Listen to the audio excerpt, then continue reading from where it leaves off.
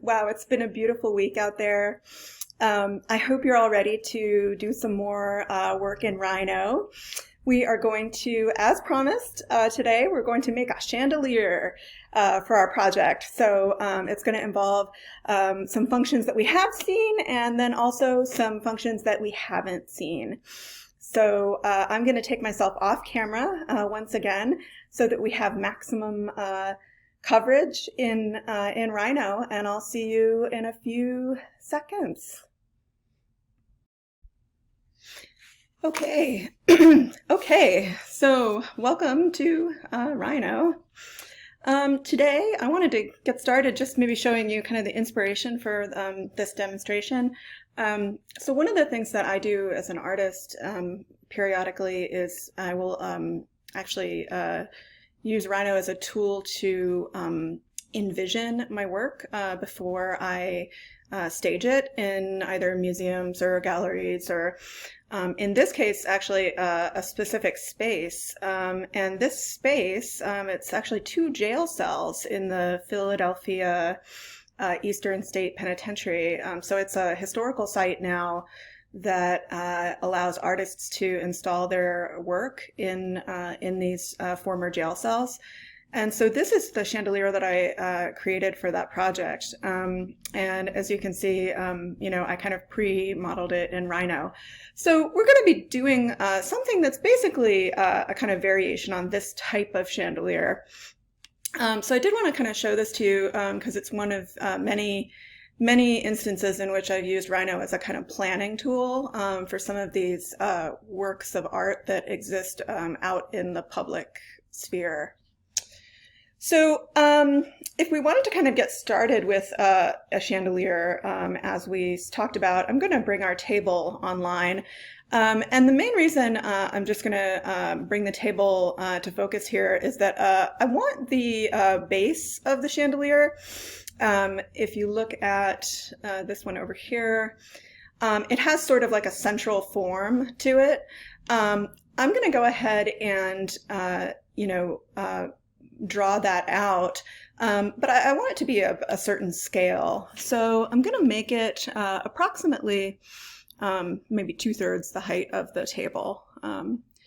And again, there's no real precise measurement there. It's just a sort of a general scale.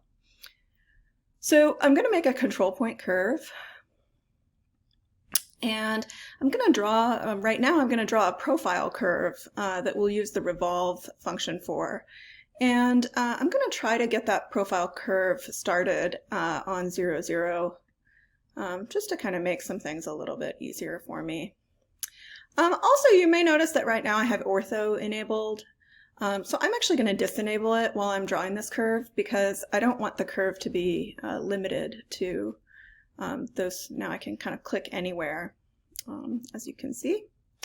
So I'm going to go ahead and just make like a series of curves that are sort of stepped,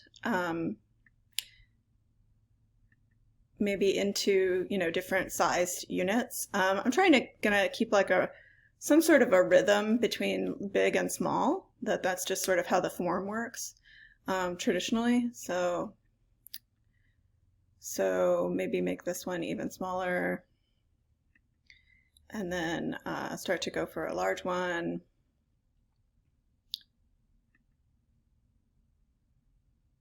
I don't want them to be too crazy huge. And I'm probably going to terminate the line somewhere up here. So I'm going to go ahead and keep drawing for now. Obviously, you know, I'm taking care not to draw over here because I want it to be kind of one consistent shape.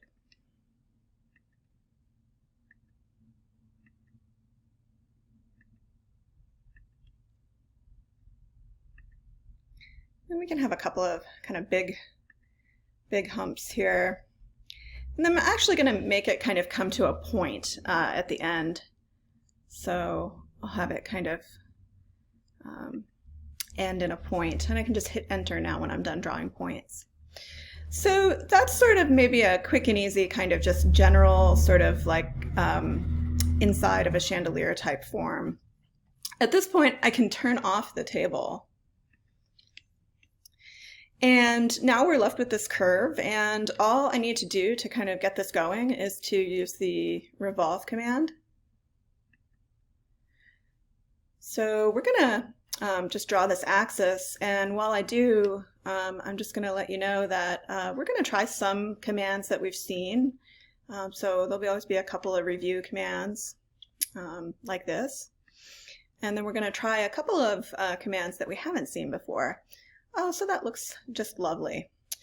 So that's great. We can start with that.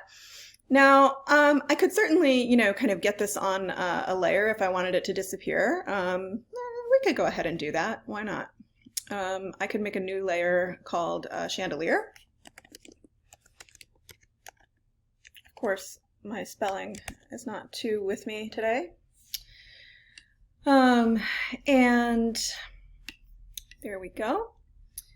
And that object can live on that layer for now. Doing kind of a terrible job at control clicking right now. Copy. And actually, I want to move rather than copy. So, great. So, I think it would be good to keep the curve up for now. So what I'm going to do right now is I'm going to again use the control point curve to draw those arms, the arms that are going to be holding the lights. And so we could draw, and this is when I'm doing some kind of two-dimensional stuff. Is definitely a time when you may want to kind of dominate your view with one viewport, just so you can get a little more room on the screen there. So I have a feeling that these small kind of these dents are probably a good area to have the arms projecting out from, or even maybe these peaks right here. Let's try that. So I'm just going to draw like a freeform curve. And I'm going to make a couple of these. I'll put one right here. And maybe this one would be a little bit larger.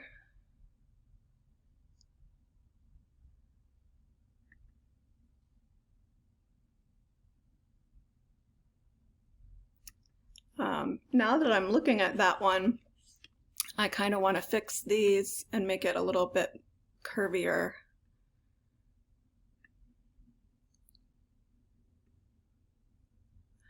That looks fine. And then the one that comes out of the bottom, I think, might have a little bit more complicated curvature.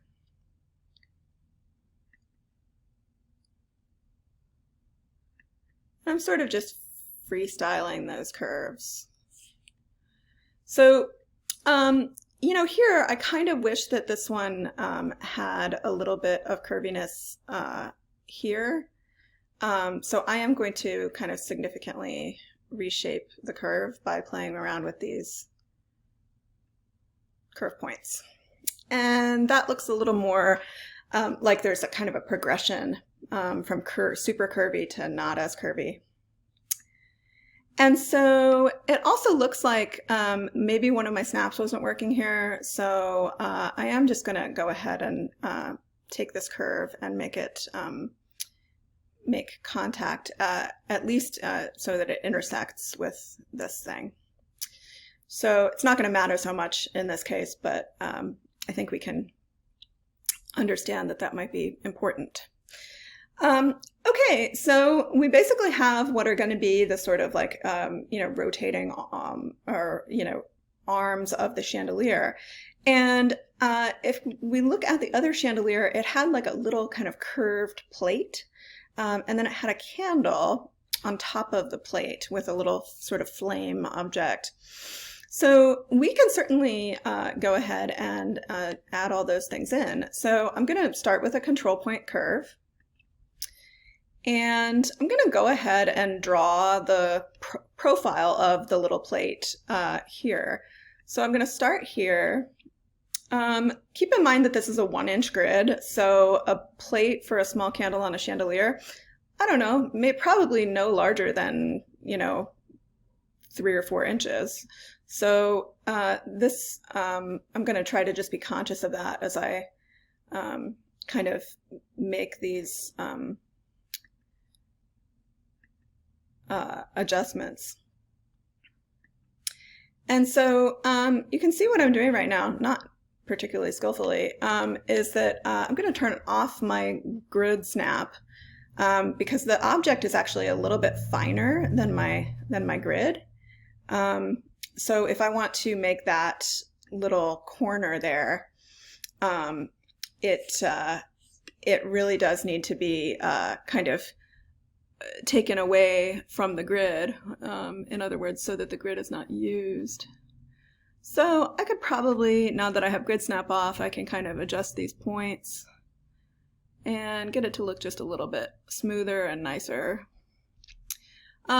That's fine. It's going to be tiny on the final object. So here we're going to go ahead and revolve this, and when we revolve this piece right here, which actually I do want this point right here to snap to the grid.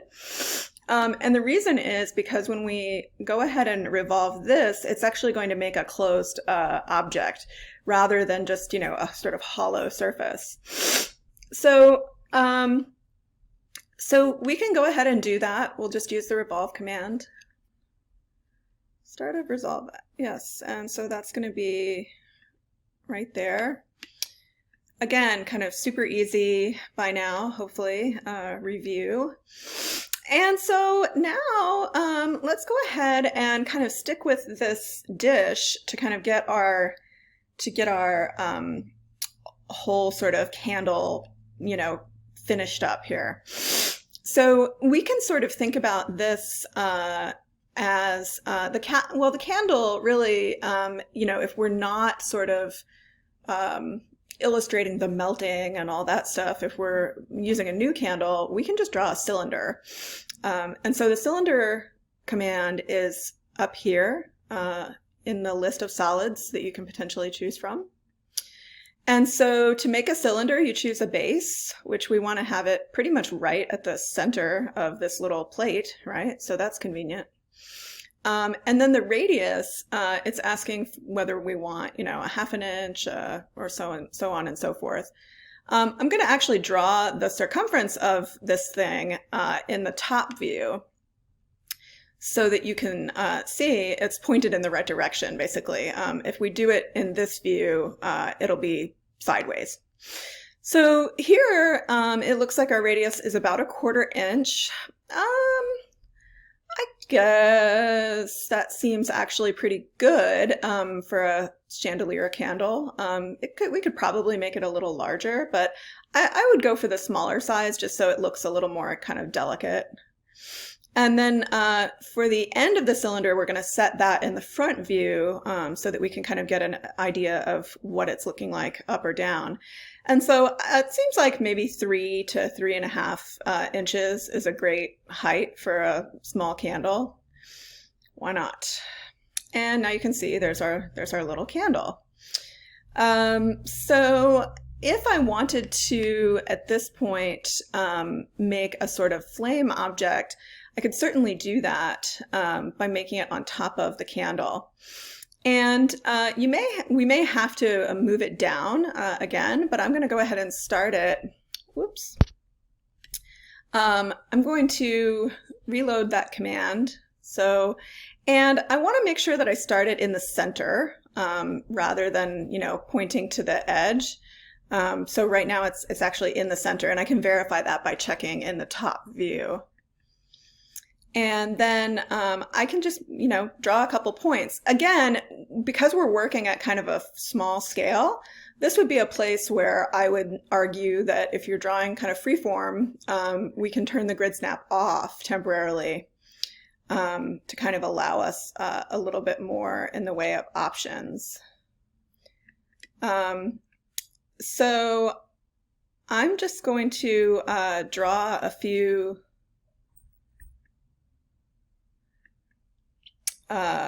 points kind of somewhat randomly. And I'm going to adjust them just a tiny bit. Not crazy about that overlap there. So this is pretty much like the starting point of a sort of flame object. If I look at the top view, it does look like one of my points seems to have snuck out of plane.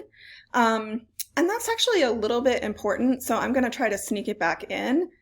And in order to do that,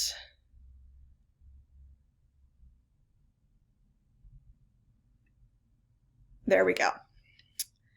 So, so at this point, pretty much it's totally planar. I'm going to do a zoom to extents or zoom selected, just to kind of get this on the right track here. So what's happening here now is you can see we have this sort of flat flame and we want to give it some dimension. So the first thing we can do is we can turn it into a surface. So we can go from a planar curve, which it is indeed a planar curve. I just moved that point to make sure. And so what that does is that adds a surface into that shape. And then from there, we can take this surface and we can twist it. And so going to the transform object, selecting twist, and it will ask us for the start of the twist axis, which, should be, I would say, the center of this object. And then we just want that to go straight up, so we could re-enable ortho here for this purpose. And then it asks for an angle, which can really be anything. It's just sort of where you're starting from. So I'll just go ahead and click there. And then you can go ahead and twist it up. Now, right now we have ortho enabled, so I'm going to disenable ortho so that we can be a little bit more fluid about it. And, I don't think we need to go crazy. We don't need to like twist it like, 100 times. I don't even think we need to twist it once, actually, but maybe like a half a twist would be ideal. And so now we can take this surface, and at some point we'll be able to use this little surface as a light object. So later on, when we come back to this project, in another video, we'll be coming back to all of, anything that we made that functions as a light source, and we'll be turning it into an actual light source. So now, that being said, I want to cover just a couple of things about file organization, because this chandelier is going to have a lot of objects. So there's some really cool things that we can do. One thing that I don't think I've mentioned yet is that we can make a group. So this candle would be a great candidate for a group because we're going to be making many of them. So you basically select the objects that you want to have function in a group, and then you use the group function, which is right here. And now we have a group. So you can ungroup by clicking over here, ungroup, and then group again. So groups are great. They do just give you basically, they give you the ability to select multiple objects at once. And so I think that this object is pretty much ready to go. We want to eventually copy this up to these other 3 points. So we could certainly do that right now. There's no reason why we don't go ahead and do it. So we are going to use the copy function, which is probably one of my very favorite functions in Rhino. we're going to copy it from, this seems like a good place where it actually joins the arm. And we can go to the endpoints of the other two arms and go ahead and copy it again. Done. So that's good. What else? Well, we can also add the sort of thickness to these arm pieces. And so what I would do there is I would select the piece in question, and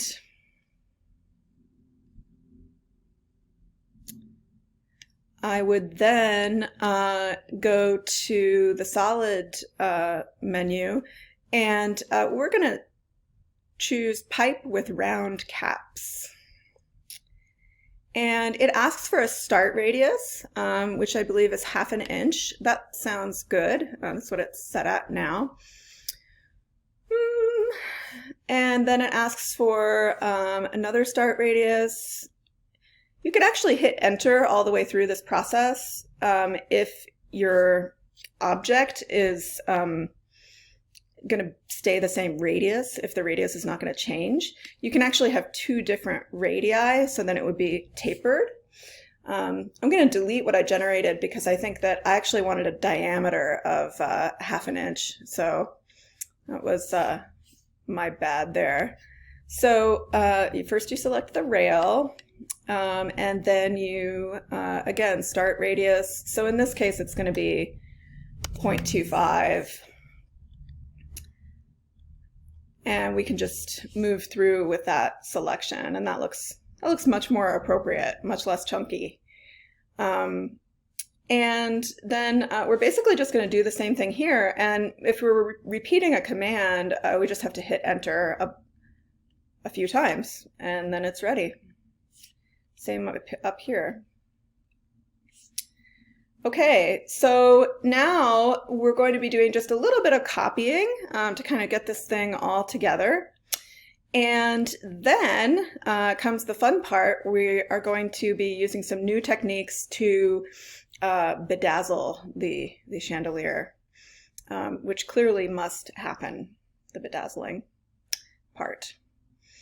So what I would probably do is go ahead and make these things a group unto themselves, like the arms.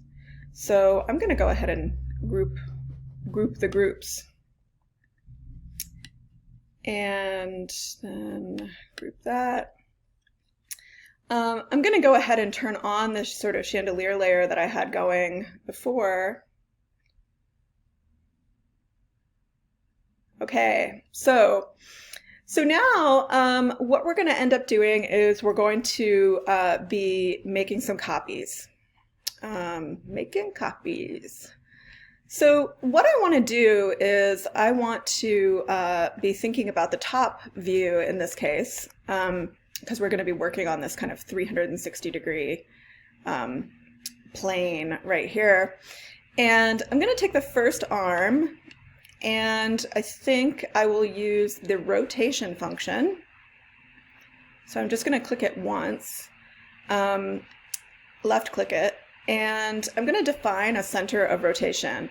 Well, it would be useful probably to, use the point that we've been using, which happens to be the axis. And then it asks for an angle or first reference point. Now there's one very important thing that I've done here. I have clicked the copy function. So that is going to allow me to make multiple copies without having to copy or paste or do anything like that.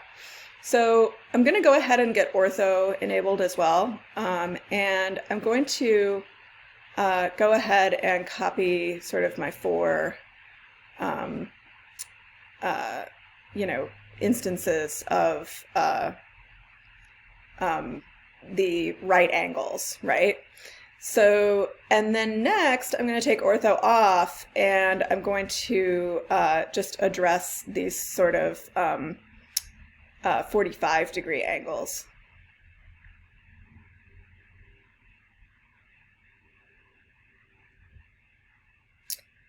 And you can see over here, of course, I can use the number thing to kind of deal with it.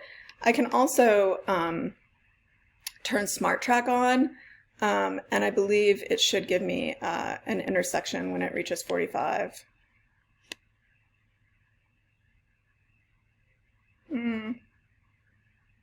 Not quite sticking, so that's fine. It honestly doesn't matter if it's 0.2 of a degree off, because it's really just a visual thing. It's not, there's no reason why it needs to be precise, but yeah, it's nice when it is. Okay, so now I'm done and I can just hit enter. So that's fun. So there's the sort of like bottom tier all finished up. And I was thinking maybe the top and the two top tiers could be staggered. In other words, one could be at, you know, a kind of 45 and one could be on the perpendicular axis. So that means that one of these is going to have to get rotated 45 degrees. So we can go ahead and do that. It's no big deal. So our first angle is going to be 0, and then our second angle is going to be about 45. So I can just, as I said, I think we're kind of winging it at this point, so that's fine. Okay, and now that had a copy on, so I technically want to get rid of this one. Delete. And we could, just because we're here, let's go ahead and do the other ones. So we have 3 more instances of this that we want to have on here.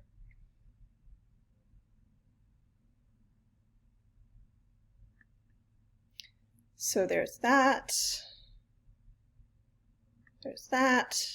and there's that. And then we also have our other arm here, which needs to get rotated kind of on the 90 degree. So, okay, no problem. Okay, so, you know, there's basically the sort of guts of our chandelier. Now, don't get too excited, because I think we're going to kind of go back to that flat view where we had sort of just are dealing with one plane in particular. And so what we want to think about right at this moment is we want to think about like rhinestones or, you know, crystals. That's sort of what this chandelier needs badly right now. Also, I feel like it's just as a general kind of critique of my design aesthetic. This top piece looks a little heavy. I would maybe, if I were doing this for real, I would think about just kind of cutting that shape or just making it a lot smaller through here, a little like thinner. It's visually, it's a little bit dominating. When usually with something like this, you kind of want the visual weight to be on the bottom. Oh well. So, so let's make some rhinestones. So I'm going to select everything. I'm going to throw it on the chandelier layer and just kind of get it out of the way for a second. And I'm working on the default layer meanwhile. So I'm just going to make like a really simple gemstone as kind of a basic sort of, you know, basic shape. And so it seems like probably starting with the polygon would be a good way to go about it. So here's the inscribed polygon. I'll put it at the center, put my grid snap on, get it on the center. I don't think I'm going to make this crazy complicated. So I think I'm going to go for like maybe 8 sides. That seems kind of reasonable because we are sort of, you know, trying to represent like a, you know, what the kind of thing that you actually would see on a chandelier. So, and also we have to maybe think a little bit about scale. So right now our polygon, which would be the top, is going to be the top face of the gemstone, is about 2 inches wide, which I'm sure we can all agree is kind of gigantic. So probably we want something a little less crazy. So I think a 1/2 inch seems like a very generously sized gemstone. So I'm gonna zoom in here on this object. And now we have a couple of options for kind of how to build form out of this. So we could certainly think about creating some vertical points. So probably putting like maybe this object and then having like a point, and it doesn't even need to be a line, it could just be a point that's, you know, 1 notch above it. And then we could have a point that is also, you know, with our grid snap off, like slightly more than that piece. And this is actually a time when I really wish that we did have grid snap on. So I actually think I'm going to re-enable it. I'm going to put my point here, and then I'm going to move it with grid snap off and ortho enabled, just so it can go straight up and down. Okay, there we go. Yikes. So yeah, so from here, basically, we can just kind of draw lines. So I would start by using just the regular line function, because we're literally just making a line between 2 points. So from here to here, and then from here to here,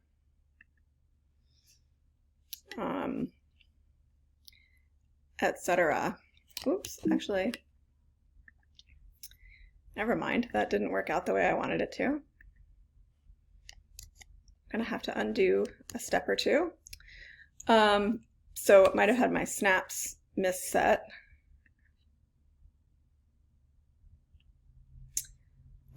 So it looks like I don't have point enabled on my snaps, which is why it wasn't snapping to the point, which is definitely what I wanted it to do. So yeah, I'm just basically kind of, you know, filling in the blanks here. And, you know, I don't need to really do all of this. I mean, personally, I would find it somewhat easier to just take one of these triangles that is kind of pitched and make a surface and then just copy it, rotate copy it. And in fact, that's exactly what I'm going to do, because there's just no reason why you need to kind of like draw out every surface when it's an object that has symmetry. So what I'm going to do is I'm going to fill in this surface, make it a surface by going to planar curve. So I'll try that first. It should be planar, simple enough to be planar. I know this larger shape is involved, and that may not go very well. Yeah. So I'm going to actually take the line command. Line, please. And just make one single line so that I have 3 distinct lines.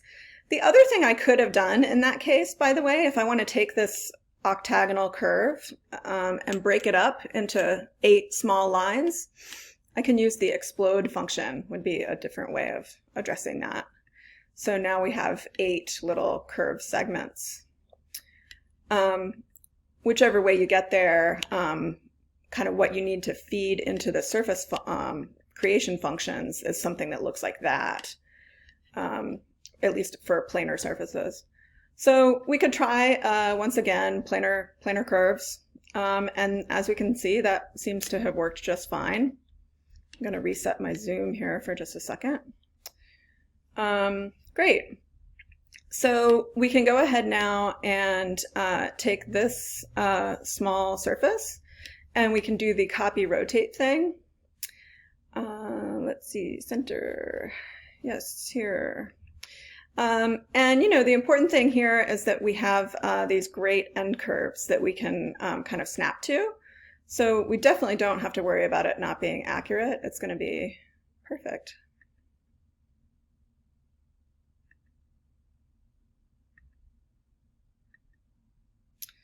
Okay. So we're kind of on our way now to building something that looks like a gemstone or a diamond. Now, I think that it would potentially be useful also to have a smaller octagon in here so that the form actually kind of rose into an octagon.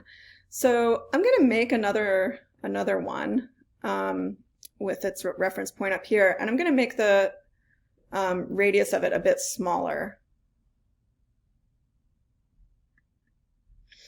And I wasn't really paying attention to kind of where it was, but I'm going to go ahead and move it approximately to the point where I wanted it. And now, if we want to use this curve, we can make a planar surface just out of this octagon. So we could certainly go ahead and do that and select a planar curve there. And then we still have to probably draw at least one of these surfaces. So I'm going to need to have a single line segment here.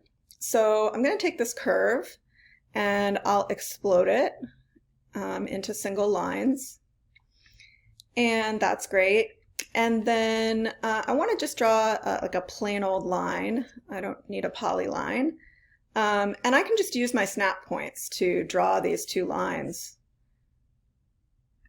And then after that, I can use the planar curves method again.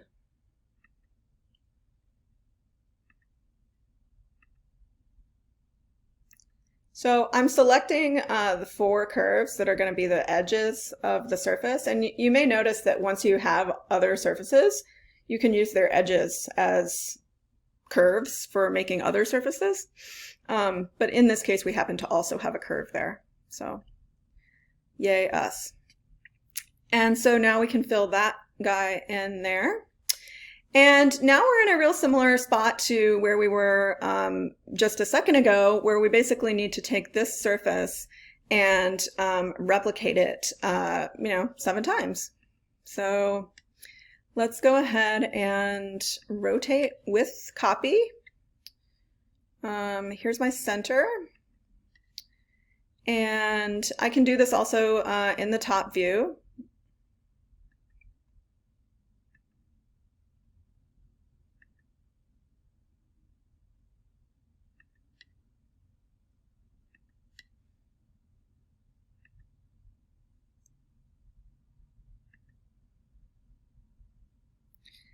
Hit enter.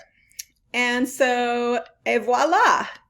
We have something that looks sort of like a gemstone or a diamond. In terms of like what I may want out of this for my demo and the sort of chandelier purpose, I always kind of like want this part to be a little bit flatter, but you know what? I'm just going to group it and go with it. So I'm definitely going to group this because it's got lots of tiny little pieces, right? And we're going to be making tons of these. So we want to make sure that they don't get kind of lost. So I'm going to go ahead and kind of turn the chandelier on. So tiny. And now what we need is sort of like a path to kind of string these rhinestones on, right? So one thing that I'm going to go ahead and do that's going to be really simple is we're going to go from sort of simple to complicated. So I'm going to first of all zoom out on the whole affair, and I'm going to take one of these objects that's at a 90-degree angle, and I'm going to zoom in, and I'm just going to draw a straight line that goes downward. And you can really probably, you know, hang it from just about anywhere on the on this object. So let's go ahead and maybe try to get it off this.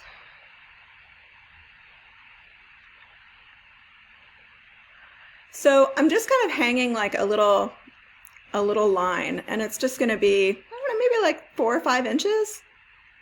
I think that's about, you know, what you would expect in a chandelier.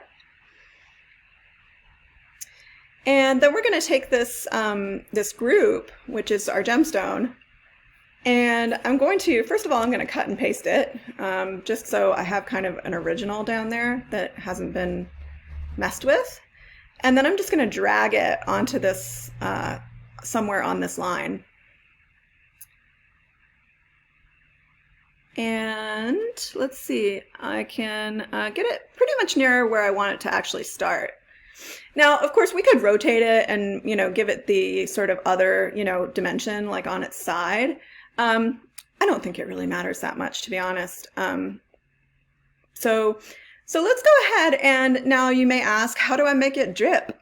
Well, you would basically take this one kind of rhinestone, and you can go to the transform menu and look for the array linear command. Okay, and then it says a number of items. Okay, well, you can decide, you know, basically how many items you want. 10 sounds good, 12 sounds better. Just if I think about the scale and how it would work out. And then it asks for the first reference point. That's usually somewhere near your first object. And then the second reference point, I usually make that, you know, the end of your object. And you want these to be just about touching, right? You want them really close to touching. And so that, dear 107 students, is how you start to build out a chandelier. But wait, there's more. So we are going to go ahead and think about this sort of line approach. We're also going to think about a different type of line. So you may be asking yourself, well, what if I want, you know, rhinestones to go from here to, let's see,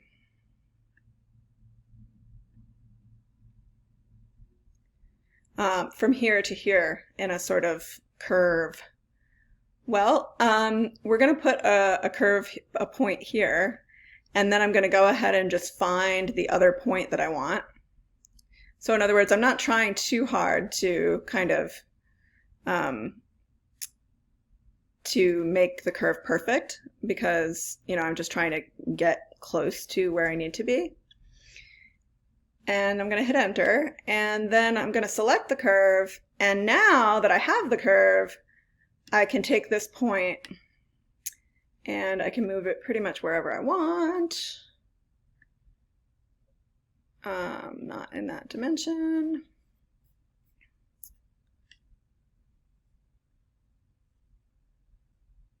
So the good news is you only have to do this once. And it looks like this point is not quite where it needs to be.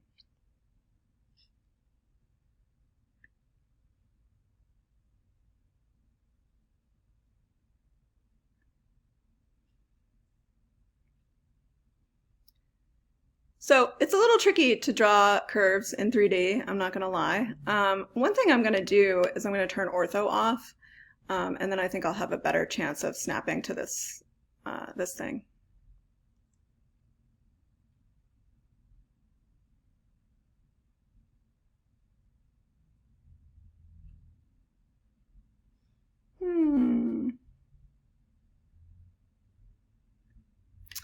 So this might also be a good case for the top view here.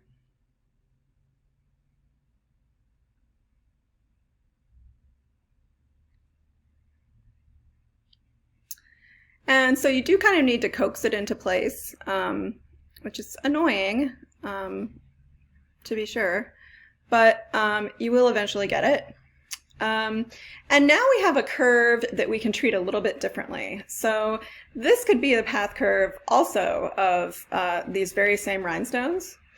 So I can take this one and copy and paste it and move it so that it's very close to the object. And it's at this point, we can do an array along curve. And so what that's going to look like is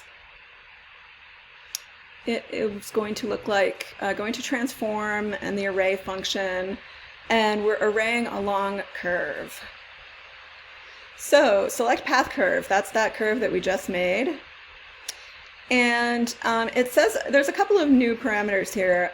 For number of items, gosh, I don't know, maybe like 28 maybe, or you can also specify the distance between items rather than the number of items, which in this case I think is probably a good way of doing it. So our items themselves, let's kind of just make sure.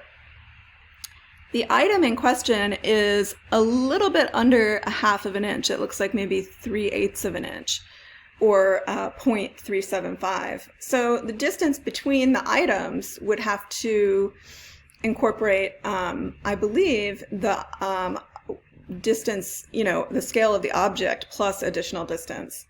So let's try 0.375 just for... And then it also has these options for orientation, and freeform tends to work the best for me, but you can use the road-like setting, which makes it more regular and less less rotated. You'll just have to experiment with them to see what the difference is between those two methods. I've used them both; they're both good. So we'll go ahead and just make this array, and we may have to do it again if we need to adjust the parameters, but this seems like a good starting set of info. Dun, dun, dun.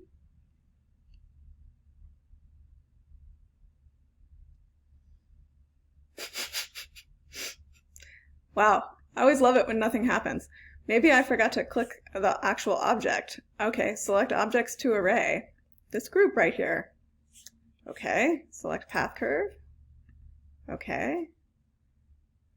I'll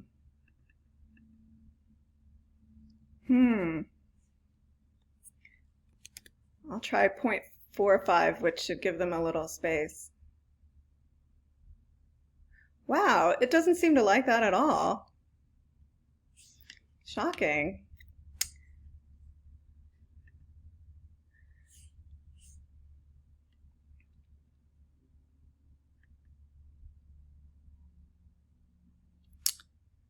So I'm going to go with the number of items parameter rather than distance. And I'm just going to pick 28. Here we go.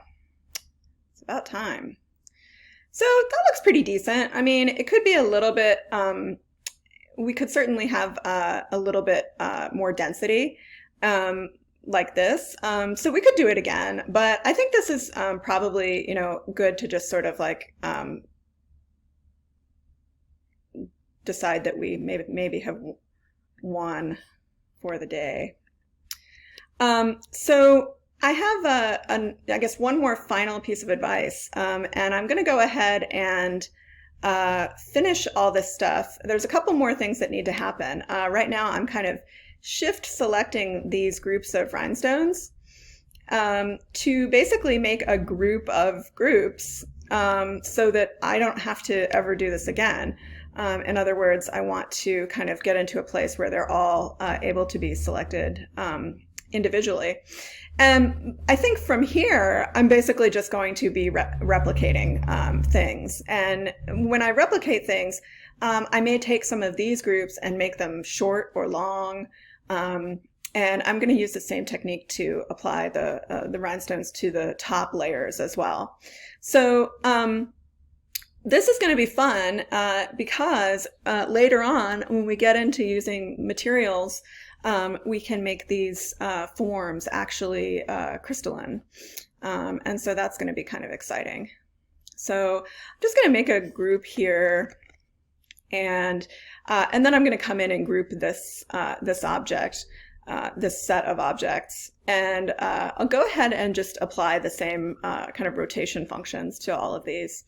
So the next time you see me in Rhino, we may have a slightly altered top to this chandelier, and then we may also have a sort of rhinestones dripping from it everywhere.